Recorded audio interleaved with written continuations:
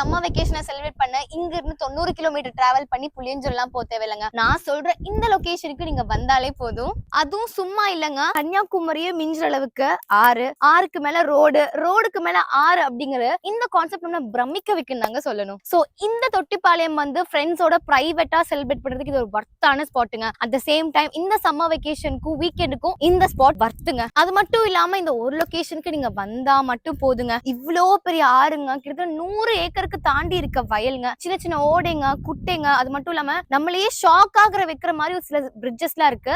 At the same time இங்க இருந்து பார்த்தாலே 20 கிலோமீட்டர்ஸ் அவையில இருக்க மலைக்கோட்டை நமக்கு அவ்வளவு அழகான வியூ வந்து கிடைச்சிருங்க. அண்ட் ஆல்சோ சயின்டிபிக்கலி நாங்களே ஷாக் ஆகுற அளவுக்கு அவ்வளவு ஒரு தத்ரூபமான ஒரு பிரிட்ஜ் கட்டியிருக்காங்க. அது என்னன்னு காற்ற வாங்க போலாம். சோ இந்த பிரிட்ஜை எப்படி சொல்றாங்கன்னா ஹைட்ராலிக் பார்ட்டிகுலர்ஸ் கேனல்னு சொல்றாங்க. இதுக்கு ஏன் அப்படி சொல்றாங்க அப்படின்னு பாத்தீங்கன்னா, சோ அங்க இருந்து பாஸ் ஆகி வர இந்த வாட்டர் வந்து இங்கேயே அந்த ரெசிடுவல்ஸ் ஜாம் பண்ணி வச்சிரும். இந்த ஜாம் பண்ணி வச்ச ரெசிடுவல்ஸ் என்ன பண்ணுன்னு பாத்தீங்கன்னா அண்டர் கிரவுண்டே ஃபில்டர் பண்ணி கொடுத்து கிளீனான வாட்டர் அந்த பக்கமா கம்ப்ளீட்டா ஃப்ளோ ஆகும். நீங்களே பாருங்க, அங்க இருந்து பாஸ் ஆகி வர வாட்டர்ஸ்ல இருக்க ரெசிடுவல்ஸ் அப்படி இங்கே ஜாம் ஆயிடுது.